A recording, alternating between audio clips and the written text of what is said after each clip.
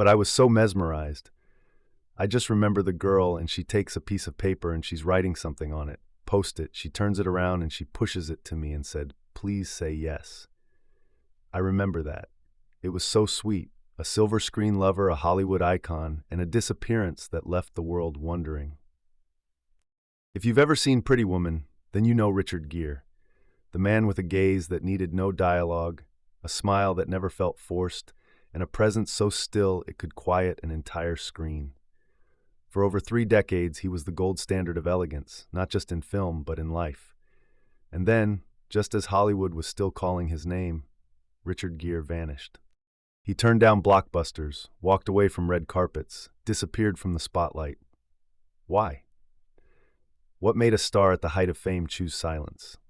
Choose to walk away from the very thing millions dream of? Was it a single sentence that got him banned from the Oscars for 20 years? Was it the strangely beautiful romances always ending in quiet goodbyes? Or was it something deeper? Something that meant he never truly belonged to that world in the first place. And then there's the third reason, the one no one saw coming. The woman who completely transformed Richard Gere's life had a most unexpected background. This is the story you haven't fully heard of Richard Gere, a man who spent his entire life searching for a way to be himself, even when the cost was everything. Early life. Richard Tiffany Gere was born on August 31, 1949, in Philadelphia, Pennsylvania, the second of 5 children. His father, Homer Gere, was an insurance salesman, while his mother, Doris, was a homemaker. When Richard was still young, the family moved to upstate New York, where he grew up in the quintessential American middle-class environment of the 1950s, disciplined, frugal, and education-oriented. Richard Gere's childhood was not marked by noise or drama, but quietly nurtured a sensitive soul and a nimble intellect. At North Syracuse Central High School, he quickly stood out for his many talents. Gere played several instruments: piano, guitar, bass, and trumpet, composed music for school musicals, and was actively involved in the student council. He was also an athlete, excelling in lacrosse and gymnastics, which earned him a sports scholarship for college. In 1967, Gere enrolled at the University of Massachusetts at Amherst, majoring in philosophy. However, after 2 years, he made the decision to drop out and pursue the arts, first music, then quickly shifting toward theater and acting.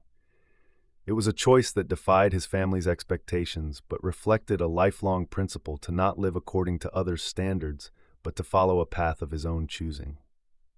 This blend of philosophical thinking, athletic discipline, and musical emotion formed a unique personal foundation, one that allowed him to enter the world of performance with a deeper inner perspective than most of his peers. Early career. In 1973, Richard Gere officially left college and entered the world of performance through the stage. He landed the lead role in the London production of the hit rock musical Grease. Playing Danny Zuko not only brought him to the West End stage, but also marked the first time audiences recognized a performer who could sing, act, and command the stage with a distinctive presence. Thanks in part to his strong musical background from high school, where he had composed and played multiple instruments. In the following years, Gere continued honing his craft through various productions, notably Taming of the Shrew, where he tested his skill with Shakespeare and Bent, a bold play about homosexual love in a concentration camp, reflecting his artistic daring even in the early stages of his career. His first break in film came in 1977 with a supporting role in Looking for Mr. Goodbar. Though the part was small, his rugged, slightly dangerous, and magnetic screen presence caught the eye of directors. A year later, he was cast in the lead role of Days of Heaven, 1978, a film by Terrence Malick, widely regarded as a cinematic masterpiece for its stunning visuals and slow poetic rhythm. Despite having very little dialogue, Gere's eyes and quiet presence left a lasting impression. The peak of his early career came in 1980 when he starred in American Gigolo, a film that stirred controversy, but also pushed Richard Gere closer to true stardom. His character, Julian Kay, an upscale male escort, was both dangerous and seductive, yet psychologically complex, helping redefine the Hollywood sex symbol of the early 1980s. Masculine, mysterious, and subtly tormented. The blend of stage discipline and cinematic instinct allowed Richard Gere to carve out a path of his own, quiet but deliberate. He didn't need blockbusters or over-the-top performances. Just one look, one glance, and the audience knew this was a character they wouldn't forget. Career success. 2 years later, An Officer and a Gentleman, 1982, turned a star into a legend. The role of Officer Zach Mayo gave Gere the chance to showcase deep emotional range. A man scarred, stubborn, but willing to change for love and honor. The scene where he carries Deborah Winger out of the factory amid clapping hands and astonished gazes became one of the most iconic moments in cinema history. The film was not only a box office triumph, but also earned 2 Oscars, solidifying Richard Gere's place as a new era emotional symbol. But the true pinnacle came when he met Julia Roberts. Pretty Woman, 1990. The fairy tale of a cold businessman and a vivacious sex worker could have easily slipped into BEM movie territory if not for the chemical magic between its 2 leads. Gere didn't try to be charming. He just sat there, watched in silence, and let Julia laugh. The film's overwhelming success, over $460 million worldwide, didn't just turn Julia into Hollywood's new sweetheart. It placed Richard Gere firmly among the most beloved romantic leads of all time. Throughout the 1990s and 2000s, he continued to solidify his standing with a series of successful films. Runaway Bride 1999 marked a triumphant reunion with Julia Roberts. Chicago 2002 won him a Golden Globe and helped the film take home the Oscar for Best Picture. Shall We Dance? 2004 revealed a more charming, down-to-earth Gere as a middle-aged husband rediscovering his passion for life. And Arbitrage 2012 proved his dramatic depth, portraying a successful CEO torn between morality and ambition. No scandals, no chasing superheroes or CGI blockbusters. Gere sustained his star power not by clinging to it, but by allowing it to mature with time. For 3 decades, he remained one of Hollywood's most consistently magnetic and irreplaceable actors. Each appearance revealed a new version of him. More mature, more reserved, yet just as captivating. Because the most alluring thing about Richard Gere was never his face, but the life experience hidden behind that smile. Personal life success came early. Fame was dazzling, and with one of the most captivating faces in Hollywood, Richard Gere naturally became the ideal man in the eyes of millions of women. But that very image also made his private life a prime target for the press.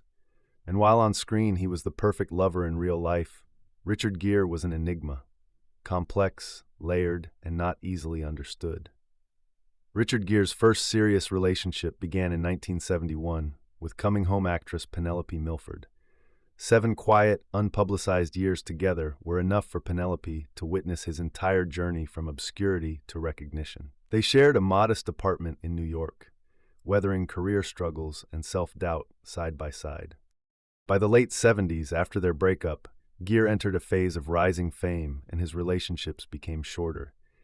Among them was Tuesday Weld, an independent film star who once warned him, "Fame will swallow your emotions." Then came Barbara Carrera, the Nicaraguan actress who appeared alongside him just as American Gigolo was turning him into Hollywood's newest sex symbol. None of these relationships were confirmed, but in those days, just standing next to him was enough for any woman to be scrutinized.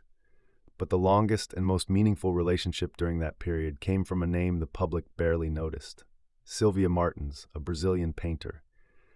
They were together for nearly a decade, from 1978 to 1986.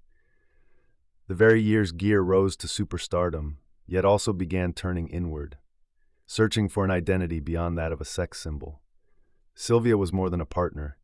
She was a spiritual companion, traveling with him to Tibet, attending meditation retreats, and standing by him during quiet moments of soul-arching as he asked himself, "Who am I without the spotlight?" As his spiritual journey began, Gere gradually stepped away from his former relationships, quietly, without scandal. They never became tabloid fodder, but left behind something far more lasting. A sense of intimacy that was deep, real, and not easily erased. Right in the midst of that existential turning point, a woman entered his life. Not a rising star, but a true icon, Barbra Streisand.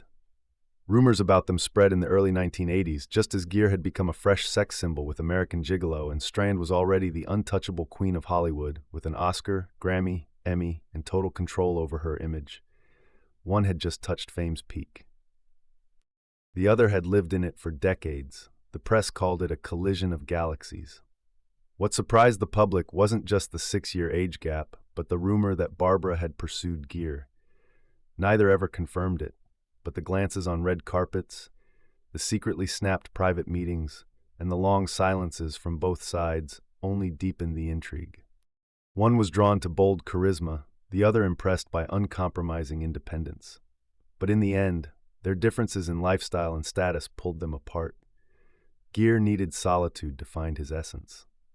Stryan was born for the spotlight. He stepped away, not out of lack of love, but because he wasn't ready to live in a world he couldn't control. That relationship ended quietly, but it left a lingering question about Richard Gere behind that cool exterior. Was he seeking a kind of love that didn't need to shine only to run deep enough to help him escape himself? After Barbara, a long list of rumored names confirmed his enduring appeal. Priscilla Presley, Elvis's widow, was once seen with Gere in Los Angeles. Lori Rodkin, Kim Basinger, Tina Chow, Delilah Deesrow, and Laura Bailey were also mentioned. These brief encounters hinted at a period where Gere wasn't ready for permanence.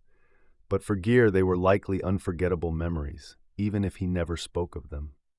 After a string of fleeting romances, many inflated by the media, Richard Gere entered what was at the time his most serious and long-term relationship with a woman 17 years his junior, but no less dazzling in fame, Cindy Crawford.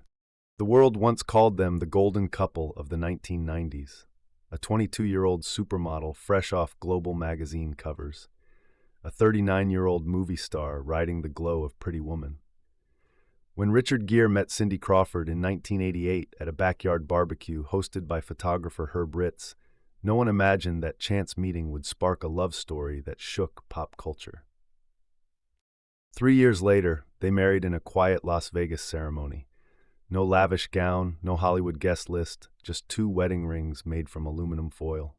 From 1991 to 1995, Gere and Crawford appeared as the perfect couple at major events, peaking at the 1991 Oscars, where the world seemed to freeze at the sight of Cindy's icy beauty and Gere's rugged elegance. But behind the flashbulbs came a flood of rumors that theirs was a show marriage, that Gere was gay, that Crawford never truly loved him. The public pressure climaxed in 1994 when the couple spent $30,000 on a full-page ad in the Times of London to refute the gossip. They wrote, "We are heterosexual, monogamous, and deeply committed to each other. We are not and never have been planning to divorce. We are happy and looking forward to building a family." The ad went on to list the humanitarian causes they supported together, from human rights and AIDS research to LGBTQ+ rights, ending with a plea: be honest, responsible, and kind. Still, the reality behind the scenes wasn't so simple.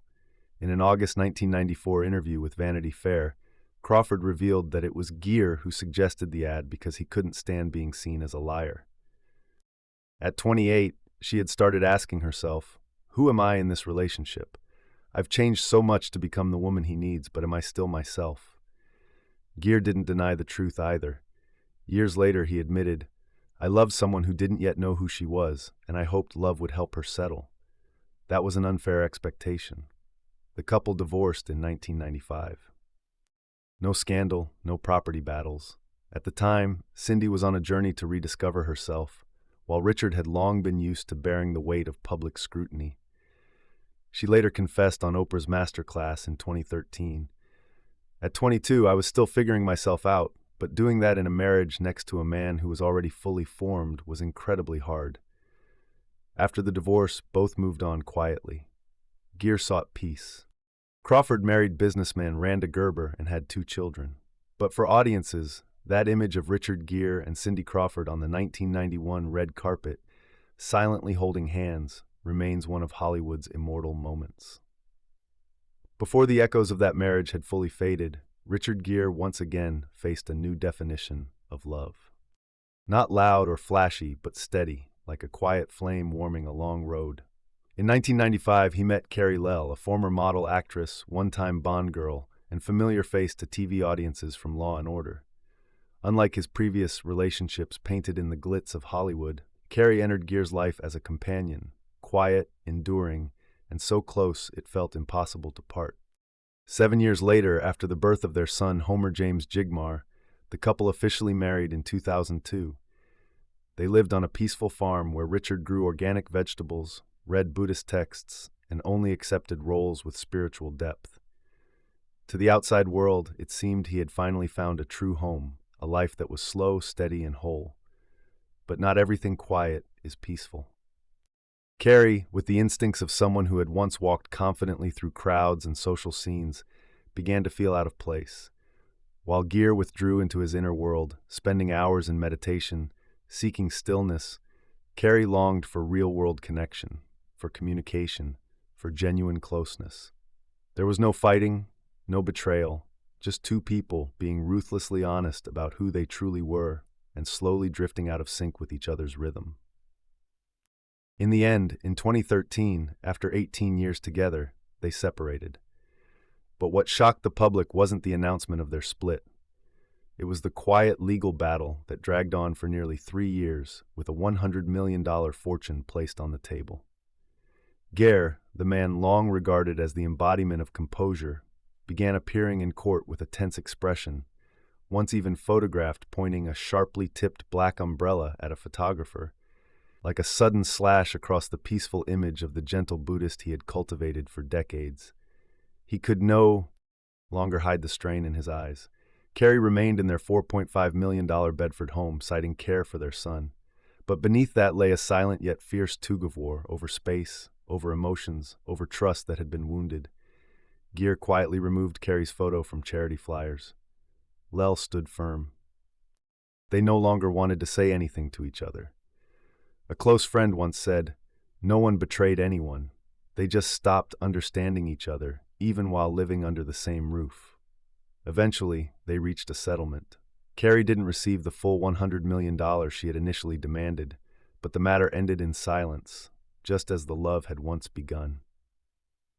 After ending his 18-year marriage with Carrie Lell, Richard Gere entered a more private phase. In 2014, he began dating Padma Lakshmi, host of Top Chef, who was also healing from a turbulent divorce. The relationship unfolded quietly. No public statements, no joint appearances at events. Both kept their private lives guarded as if trying to protect something still fragile.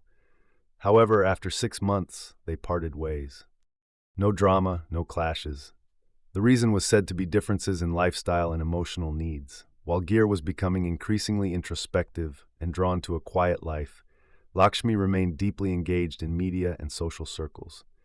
In 2014, Richard Gere reconnected with Alejandra Silva at her family's hotel in Positano, Italy. They had known each other years earlier through family friends. At the time, Alejandra had just gone through a divorce and was living in Italy with her son, while Richard was also emerging from a difficult post-divorce chapter. He began sending her flowers and handwritten letters every day, not to win her over, but to say he was ready to walk alongside her if she would let him. Alejandra hesitated due to their 33-year age gap. But Richard didn't rush, didn't push. They lived on different continents, yet never let more than 20 days pass without seeing each other. Eventually, she decided to move to New York to live with Richard, when they were neighbors with Martha Stewart. Stewart once gifted the Gere family a tall caramel cake, the recipe for which Richard later asked for after seeing it featured on television. In April 2018, they held a private Buddhist ceremony at Richard's estate in Pound Ridge, New York, attended by Tibetan monks. A month later, they hosted a small wedding celebration on Cinco de Mayo. Alejandra wore 2 custom-designed dresses. She didn't appear as the wife of a star, but as an experienced, independent woman starting a new chapter of her life. Their family includes 3 children. Albert, Alejandra's son from her previous marriage to billionaire Govern Alexander, their first son, born in 2019, and James, their youngest, born in 2020. The family also includes Homer, Richard's adult son from his previous marriage. Alejandra does not tie herself to the entertainment industry. She runs Rice Fundian, a nonprofit aimed at eradicating homelessness in Spain. In 2015, she revealed she had slept on the street to understand the reality of the homeless, stating, "If I do something, I give it everything. If I can't, I won't do it at all." She was raised in Madrid's upper class, educated at elite private schools, and had close ties with many Real Madrid footballers, including Roberto Carlos, whom she once dated. But what made her choose Richard was empathy, shared values, and the way he truly devoted time to both his family and humanitarian work. Together, they've supported many charitable initiatives, including the 2017 benefit screening of The Dinner. Alejandra says what she treasures most in Richard is his humanity. She joined Richard and his son Homer at the Cannes Film Festival in 2024 for the premiere of O Canada. That same year in Venice, Richard bowed to his wife, a gesture of deep respect between two people who have walked a long road together. For Richard's 75th birthday, Alejandra wrote, "After 11 years together, it still feels like day one. The life we've built, the memories we've shared, it's more than I ever imagined." On her first Father's Day in Spain, she wrote to him, "Happy Father's Day to the father of the world." Speaking to Ellis Espina in early 2025, Richard said simply, "We are happier than ever. My wife is someone who lives with deep gratitude, no spotlight. They choose to be together because they feel enough. Enough respect, enough patience, enough to keep going. Love helped him find peace."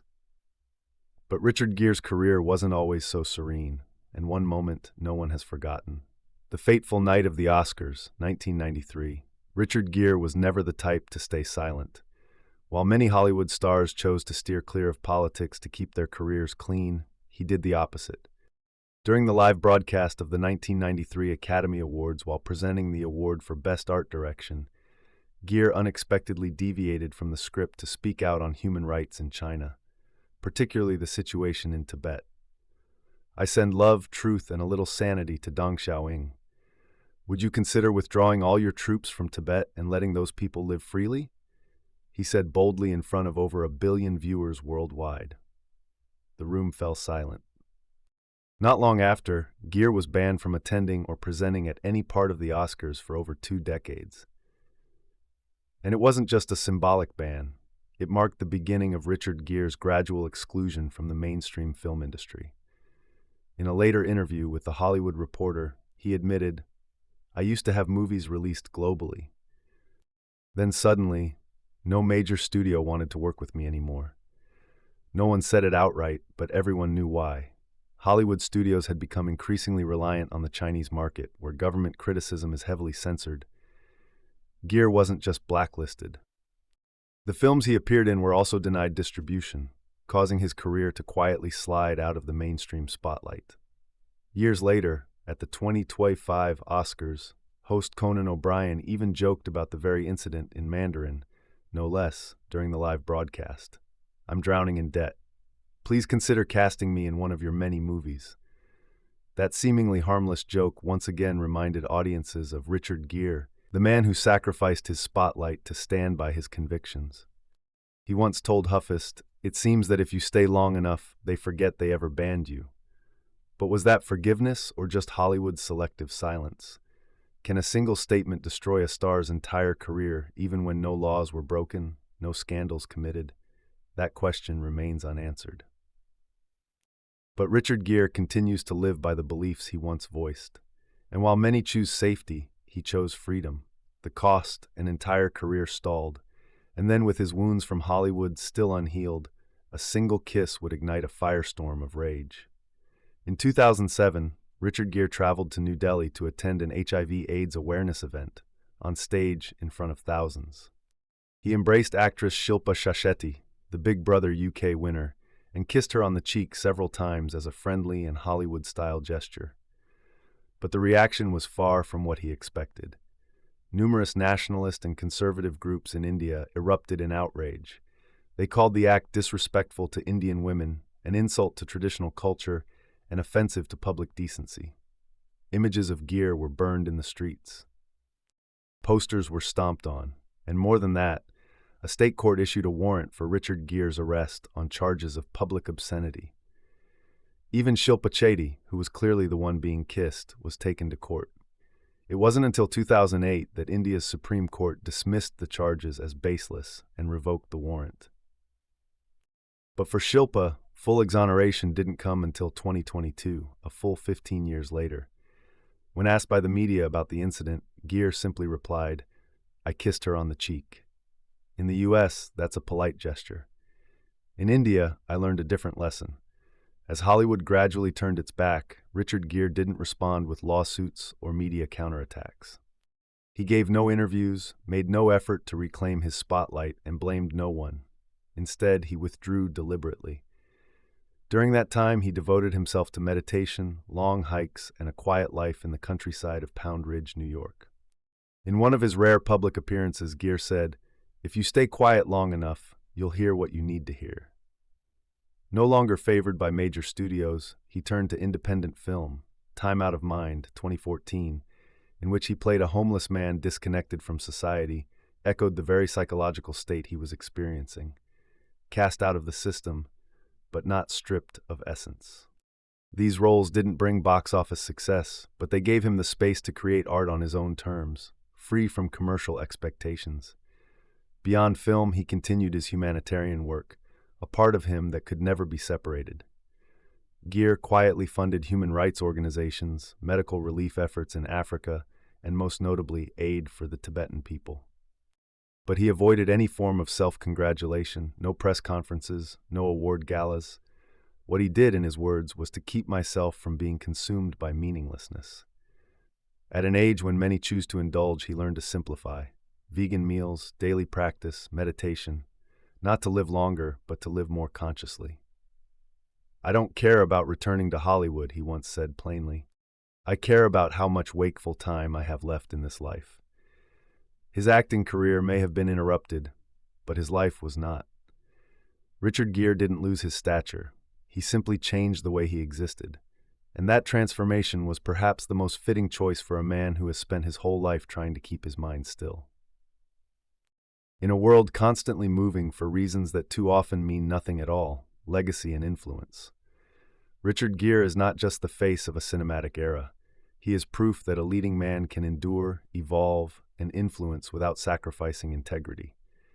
In Hollywood, a place that often worships youth and noise, Gere took the opposite route, choosing fewer roles, living quietly, and speaking the truths others avoided. Throughout his career, he embodied a different kind of masculinity.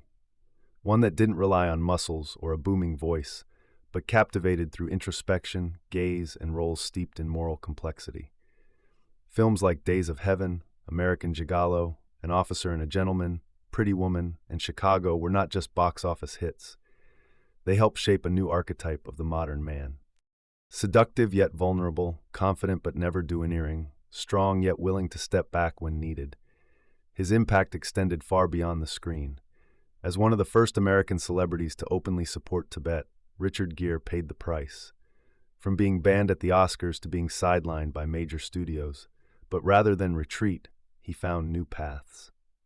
Since 1999, the Richard Gere Foundation has supported hundreds of charitable organizations across Asia, Africa, and the US, focusing on human rights, mental health, HIV, AIDS, and homelessness. In the world of global humanitarian work, he is not the one who gives speeches. He is the one who acts. In Buddhist circles, he is not a symbol.